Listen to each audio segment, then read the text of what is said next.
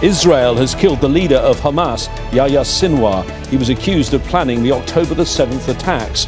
But what does Sinwar's death mean for the Palestinian resistance, and will it end the war on Gaza? This is Inside Story.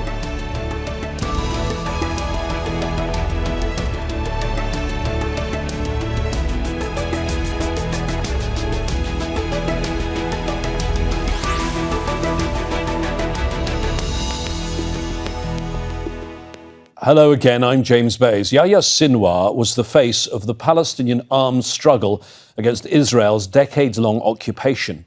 He became the leader of Hamas after the assassination of Ismail Haniyeh in Tehran in July. The Israeli military says Sinwar was killed during a firefight with Israeli forces in southern Gaza on Wednesday.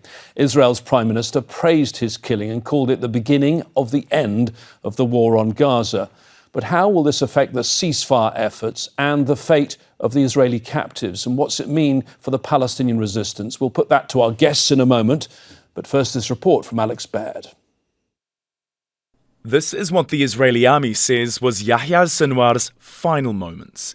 The leader of Hamas in a bombed-out building in Rafah throwing a stick at a surveillance drone. Moments later, Israel says he was killed by Israeli troops. It was a death the leader had expected years earlier. The greatest gift the enemy and the occupation could give me is to assassinate me and allow me to die a hero at their hands. Israeli Prime Minister Benjamin Netanyahu announced the killing as a milestone, but promised to continue the war on Gaza. I would like to say again, in the clearest way, Hamas will no longer rule Gaza.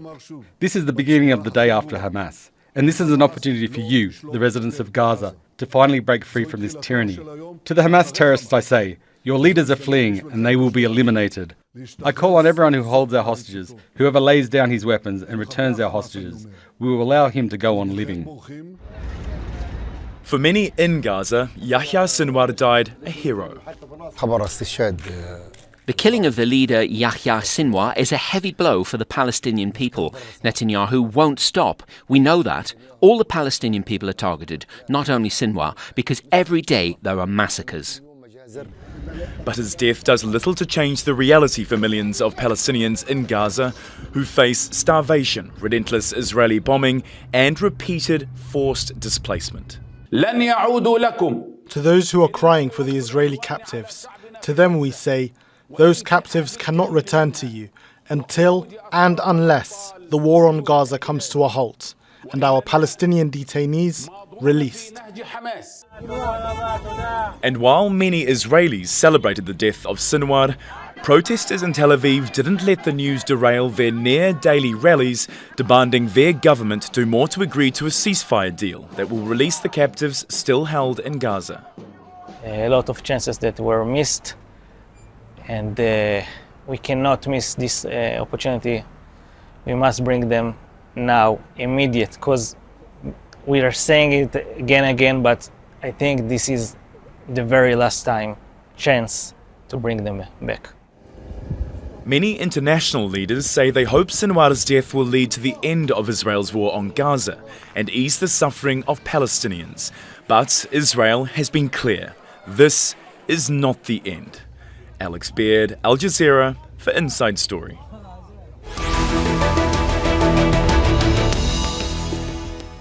Well, let's bring in our panel of guests to discuss all of this. In London, we have Azzam Tamimi, political activist and author of the book Hamas, Unwritten Chapters. Here in Doha, Tamer, Associate Professor of Public Policy at the Doha Institute for Graduate Studies. He specialises in conflict resolution and international aid.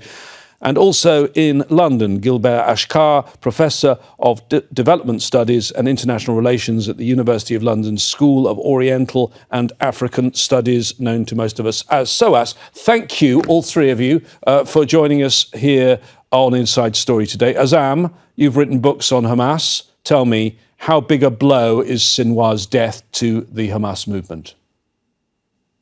Well, it's a blow, but it's not the first of its kind. Over the past 30 or so years, Hamas lost many of its top leaders, its founder, Sheikh Ahmed Yassin, his successor, Abdulaziz Rantisi, But the removal of the top leader or any leader in whatever capacity does not really weaken the movement or force it to change its strategy.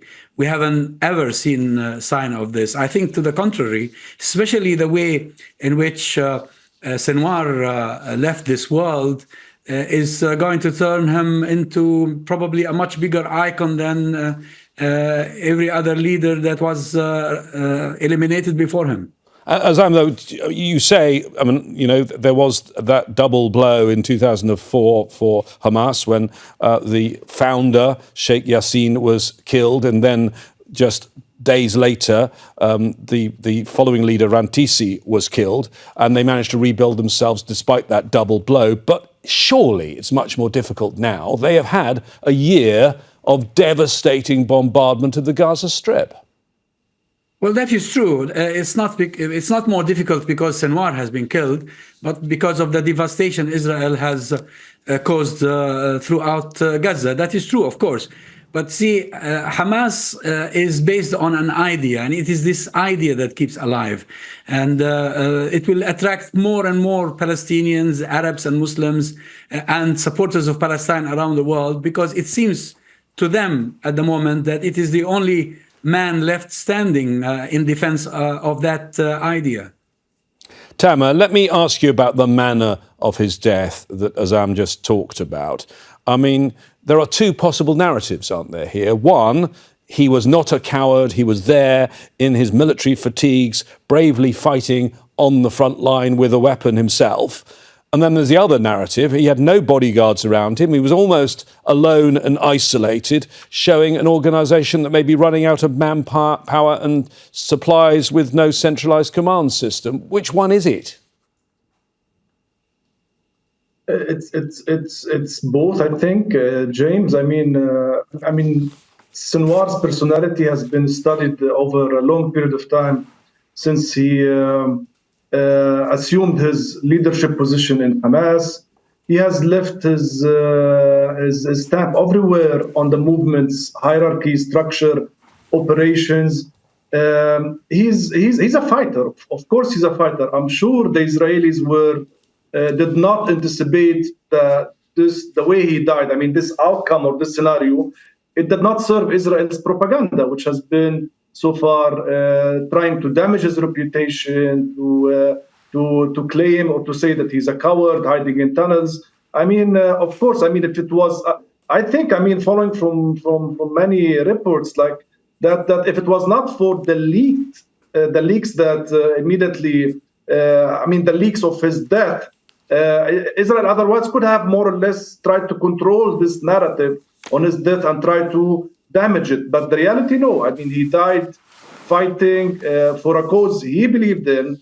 And of course, he leaves a legacy for thousands of and millions of Palestinians and supporters who will follow the same cause and the same tactics, because let's remind your viewers that Hamas came to be as a political and military movement because of the Israeli occupation.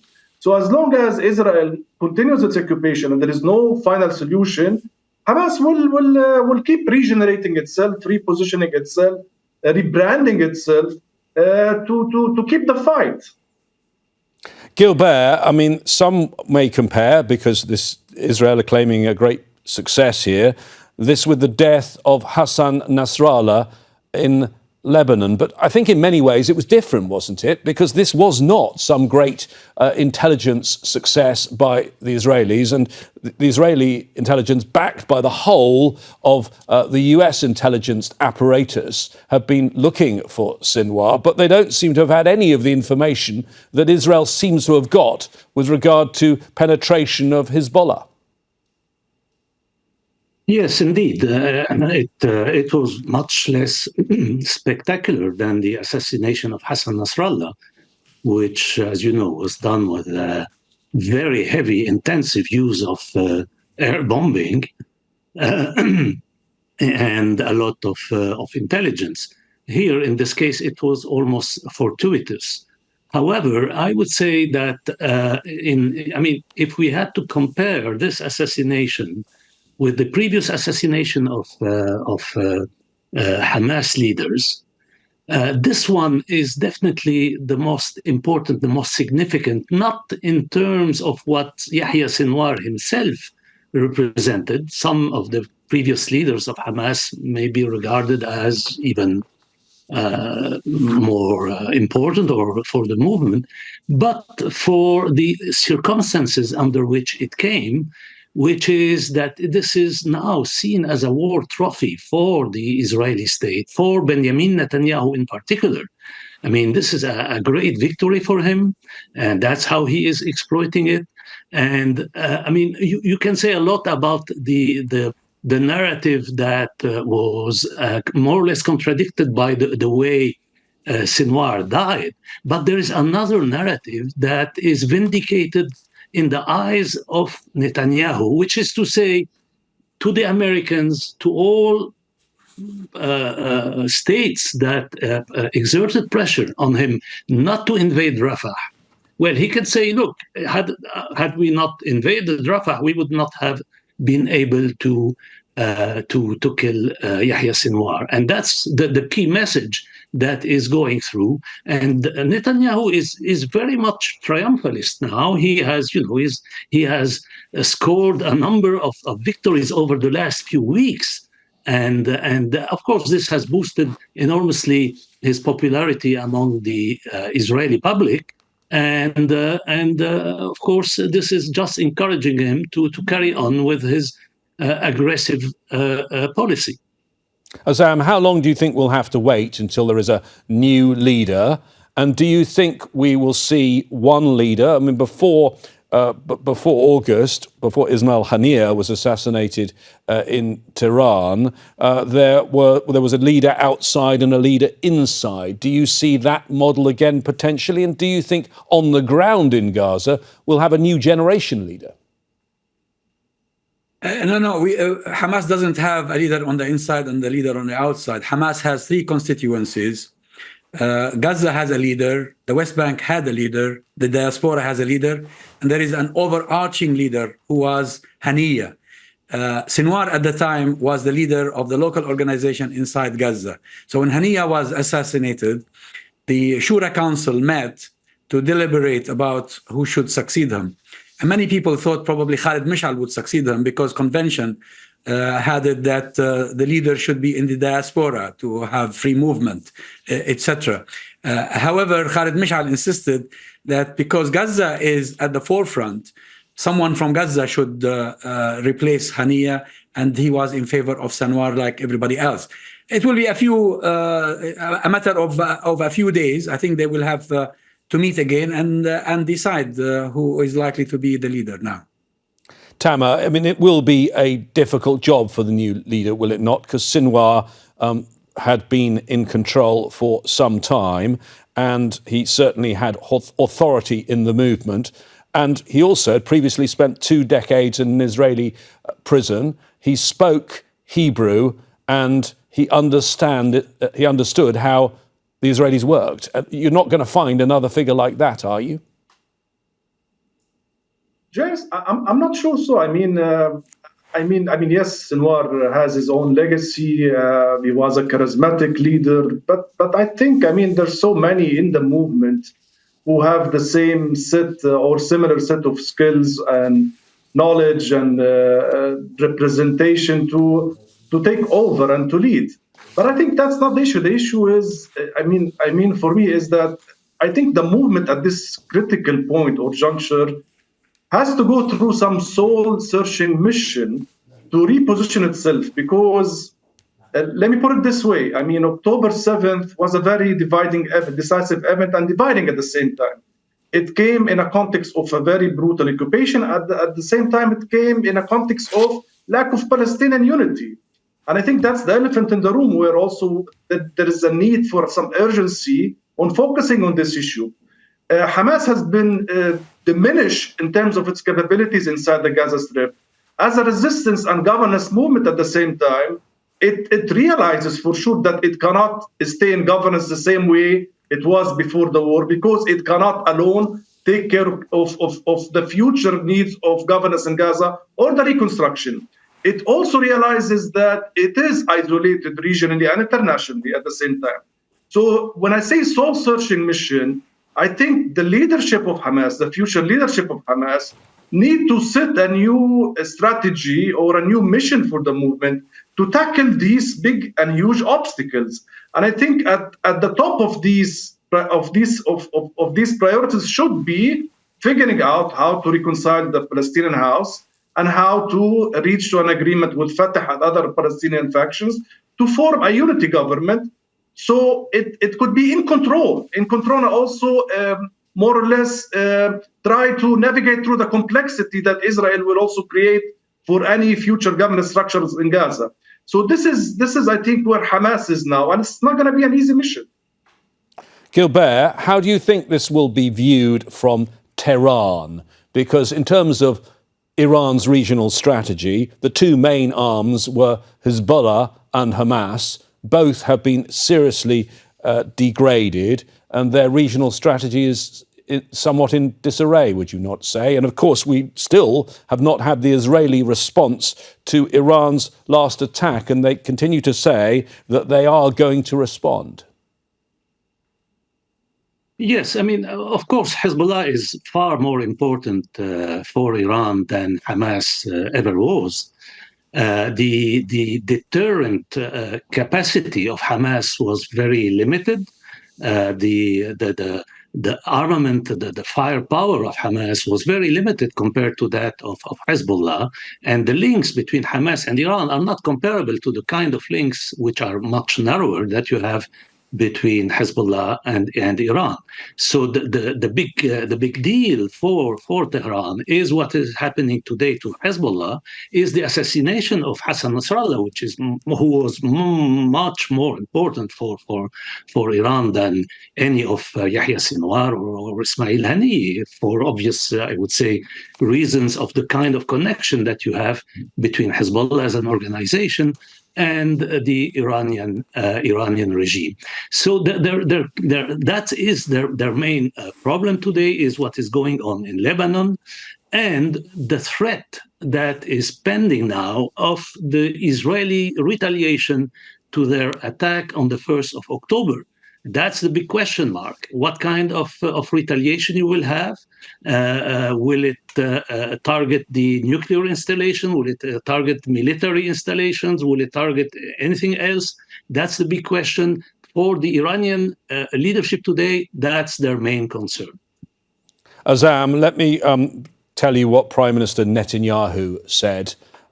This is what he said in his televised address. The war, my dear ones, is not yet over. We have before us a great opportunity to stop the axis of evil and create a different future. And those words have been backed by actions. Of course, we had that strike on an UNRWA school on Thursday, killed 28 people. But since then, Israel's bombardment has continued completely unabated. This is not a moment, is it, Azzam, where Israel are going to say, mission accomplished?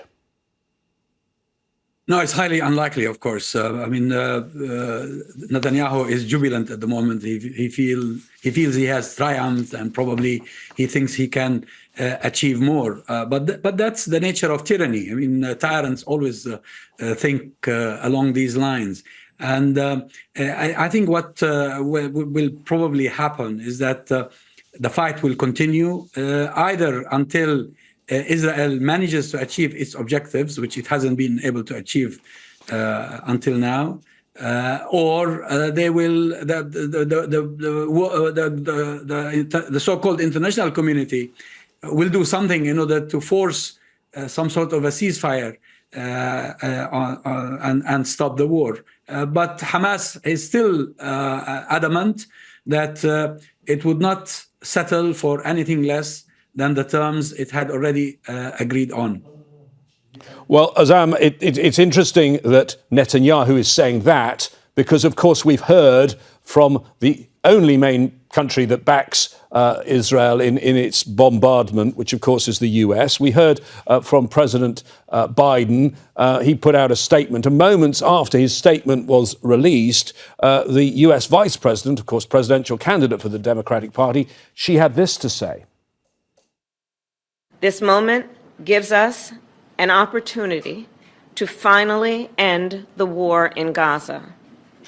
And it must end such that Israel is secure, the hostages are released, the suffering in Gaza ends, and the Palestinian people can realize their right to dignity, security, freedom, and self-determination.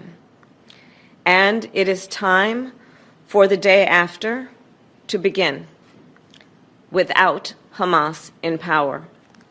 We will not give up on these goals, and I will always work to create a future of peace, dignity, and security for all. Well, let's look at the prospects of an end, or at least a ceasefire, and the prisoner exchange and release of the Israeli captives. Tamer, let me first start with the Hamas side of the equation. We don't know whether a new leader, because we don't know who a new leader or leaders will be, whether they're prepared to enter new negotiations after Sinwar's death, do we? And we don't know clearly who the other side, who the Israelis and the Americans are going to negotiate with. James, correct. I mean, it's too early because, again, Hamas is still. I mean, we don't know who's the new leader of Hamas. However, we can sense some signs that, like Khalil al-Hayya, the Hamas leader in Gaza, he just came out recently today, and he was very adamant that there will be no release of Israeli captives. I mean, the way Israel demands. So I think we're very far away from achieving any of this. The framework Kamala Harris has put together. We're talking about 1 month away from the American elections. I think Kamala Harris or the Biden administration now, they're starting to talk the right things, more or less. But realistically speaking, I mean, examining the U.S. behavior in this conflict from the onset of October 7th, I think it will be hard to achieve any of the objectives Kamala Harris has laid down. And realistically speaking, I don't see it happening. But this speech serves serves the elections purposes inside the U.S. So I would be careful. I mean, personally, I don't think anything can happen within a month's time before the American elections. Gilbert, let me look at the Israeli side of this. There has been a framework for a deal for months and months and months. It was even endorsed in a UN Security Council resolution. So the question is, perhaps, whether the real obstacle is Prime Minister Netanyahu. The State Department spokesman Matthew Miller at the Daily Briefing says the chief obstacle to reaching that ceasefire has been Sinwar. That obstacle has obviously been removed. Well, that's been the US position for some time. That's going to be seriously tested now, isn't it?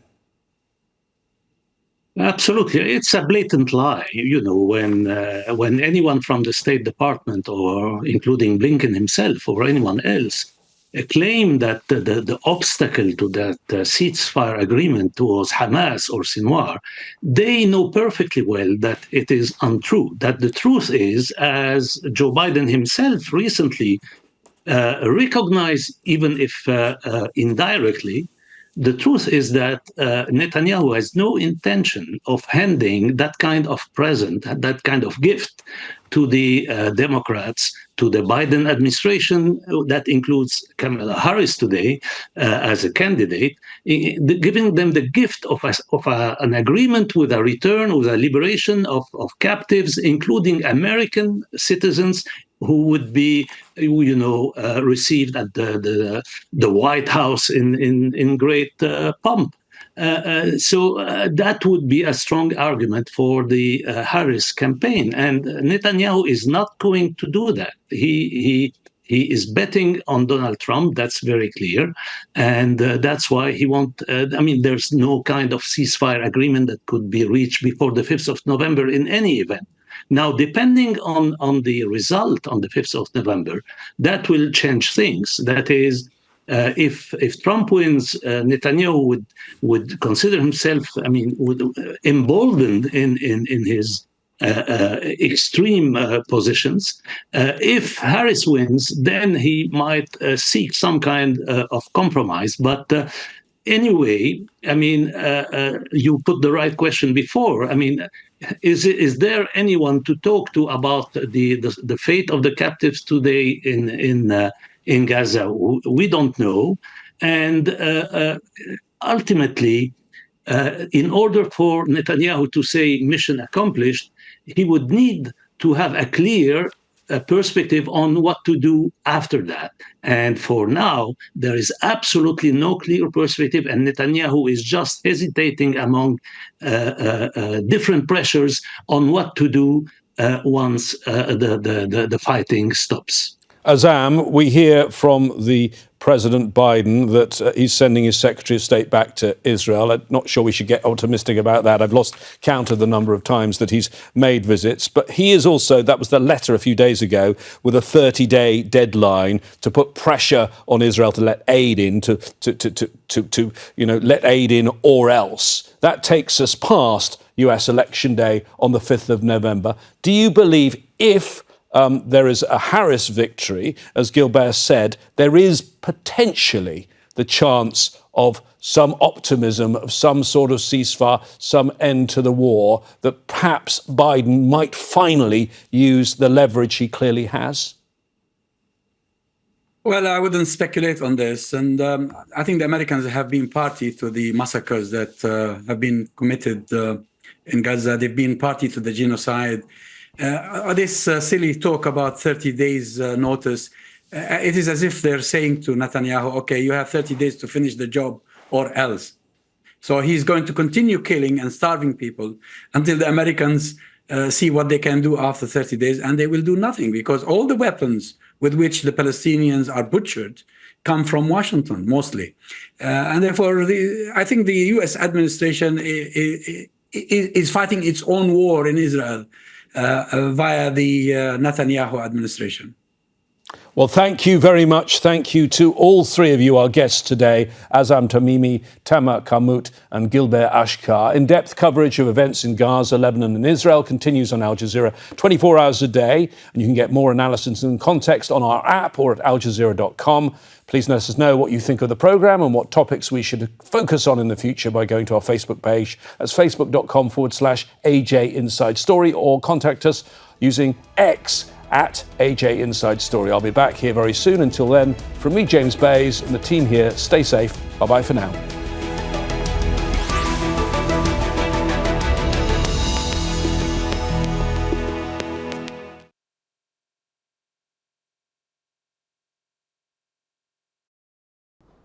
Make sure to subscribe to our channel to get the latest news from Al Jazeera.